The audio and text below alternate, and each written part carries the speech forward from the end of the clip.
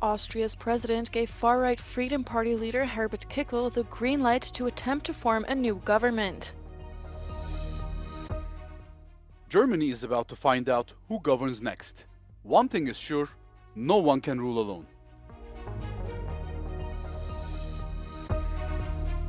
Three Israelis have been killed after gunmen opened fire on a bus in the West Bank on Monday.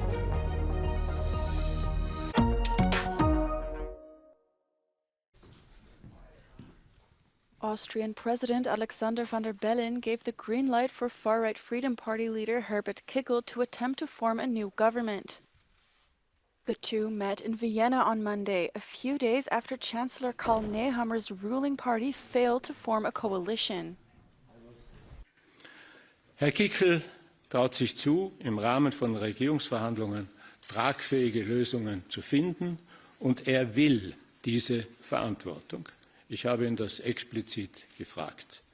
Several hundred protesters gathered outside the Austrian president's office to demonstrate against a possible far-right-led government. Ich habe mir diesen Schritt nicht leicht gemacht. Ich werde auch weiterhin darauf achten, dass die Prinzipien und Regeln unserer Verfassung korrekt beachtet und eingehalten werden. Kickls FPÖ won the September election, but Nehammer's People's Party was initially given the mandate to govern, after other parties refused to govern with the FPÖ. After Nehammer's resignation, the People's Party signaled it could be open to working under Kickl. While talks between the two parties are not guaranteed to succeed, there are no viable alternative coalition options in the current parliament. Since Germany's government alliance has collapsed, the country is heading for elections in a fragmented political landscape. The dynamics are shifting strongly as support for Chancellor Olaf Scholz's coalition of SPD, Greens and FDP declines. Polls show the CDU-CSU leading, with party dominating voter preferences. The far-right AfD, which is now the second largest opposition, continues to gain traction with Alice Weidel as its chancellor candidate. However, the AfD remains isolated, with mainstream parties refusing any coalition. On the left, Sarah Wagenknecht's newly formed BSW is appealing to discontented voters, further splitting the political field as her party already positioned ahead of the liberal FDP in the European elections. Vice-Chancellor Robert Habeck has also joined the race for Chancellor, but the Greens are struggling after the coalition's collapse. As elections near, no party approaches an absolute majority. Polls suggest the CDU-CSU is best positioned to lead a coalition, likely with the Greens or SPD, as the FDP risks falling below the 5% threshold needed to secure seats in the Bundestag. Voter dissatisfaction with the current coalition has deepened amid economic and social challenges, and now Germany's proportional system hints at prolonged negotiations to form a stable government.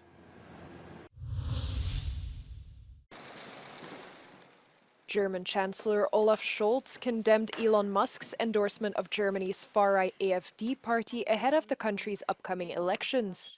Das Entscheidende ist, dass Herr Musk eine in Teilen rechtsextremistische Partei unterstützt hat und wie man sieht, ja nicht nur hierzulande in dieser Richtung agiert. Und das ist etwas, wo wir nicht nur nicht einverstanden sind, das weise ich zurück.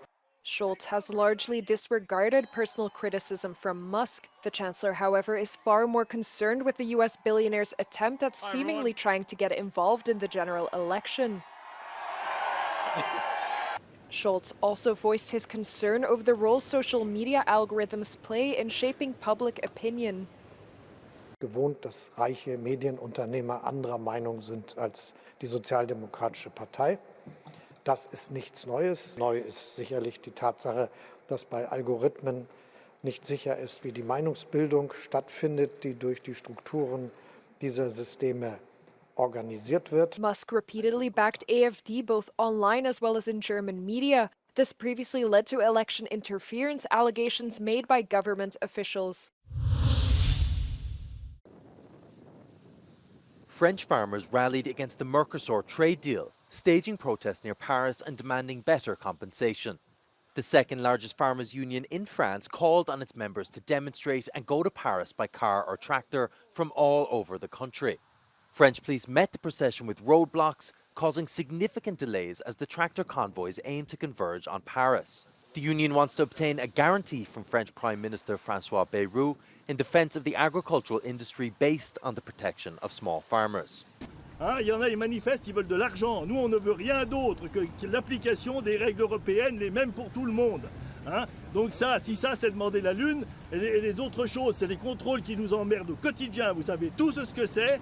On veut que ces contrôles-là soient sur les produits d'importation et plus sur nous. On en a plein le cul. French farmers argue the EU-Mercosur agreement is part of a broader trend threatening rural livelihoods in France. The agreement is a proposed free trade deal aimed at boosting economic ties and cooperation between the EU and South American countries. A main feature is the elimination or reduction on tariffs on a wide range of goods, including agricultural.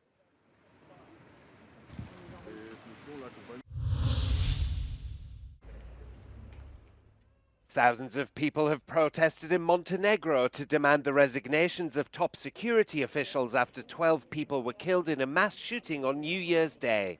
Protesters staged dual rallies in the capital Podgorica and in the central town of Cetinje where the shooting happened. Many residents of Cetinje believe the police mishandled the situation and haven't done enough to boost security since the first massacre in August 2022. Došli smo ovdje da tražimo odgovor zbog čega se po drugi put desio masakr na Cetinju i zbog čega niko ne odgovara. Zbog čega je toliko teško podnijeti ostavku i zbog čega opet, nažalost, nećemo dobiti nikakav odgovor ko je odgovoran između stalog za. The shooting on New Year's Day came after a bar brawl. A 45-year-old man went home to get his gun before returning to the bar and opening fire.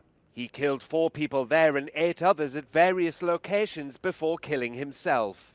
The massacre has raised questions about the readiness of state institutions to tackle the problems, including gun ownership.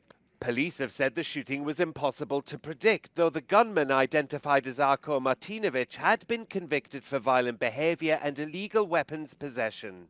Authorities swiftly announced a new strict gun law and other tough measures to curb illegal weapons.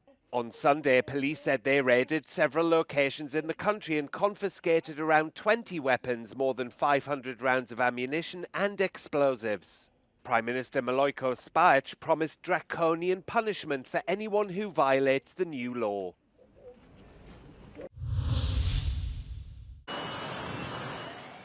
At least 3 people were killed and 7 injured in a shooting on a bus carrying Israelis in the occupied West Bank on Monday, officials said. Rescue services said 2 women in their 60s and a man in his 40s were killed. Hamas praised the attack in a statement but did not claim responsibility for it. Violence has surged in the West Bank since Hamas's October the 7th attack on Gaza. The Palestinian Health Ministry says at least 838 Palestinians have been killed by Israeli fire in the West Bank since the start of the war. Israeli Prime Minister Benjamin Netanyahu has vowed revenge against the attackers and anyone who assisted them, adding that, quote, "No one will be spared."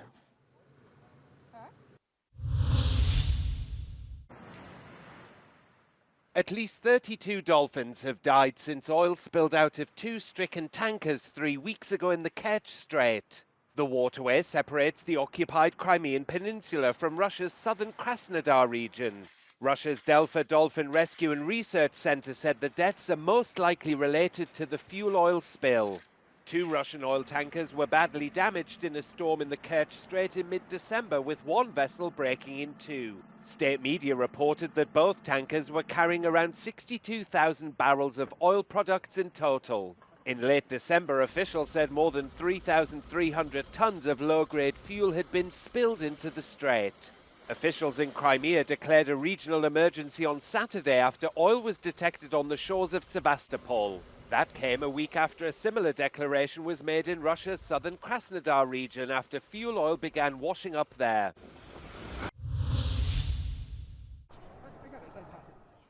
Monday marks the 4th anniversary of the 6th of January attack on the US Capitol.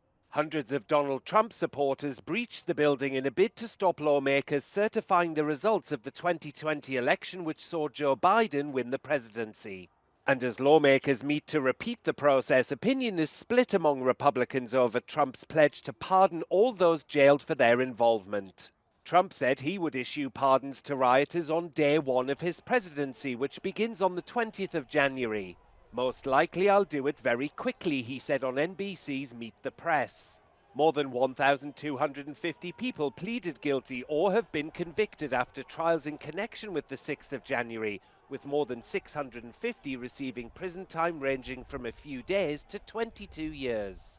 Some Republicans, like Marjorie Taylor Greene, are in favour of sweeping pardons for all those convicted.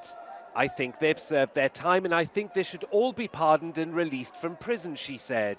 But others believe it's more appropriate for Trump to look at pardons on a case-by-case basis.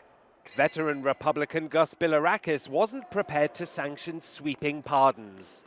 You've got to look at it individually. Some probably deserve to be pardoned, he said. But police officers who defended the Capitol are particularly incensed about the possible pardons. Many officers were beaten, some with their own weapons, as they tried to hold back the mob. About 140 officers were injured in the violence, making it what one attorney called likely the largest single-day mass assault of law enforcement in American history. House Democrats who conducted an investigation into the attack warned that the pardons could have far-reaching consequences.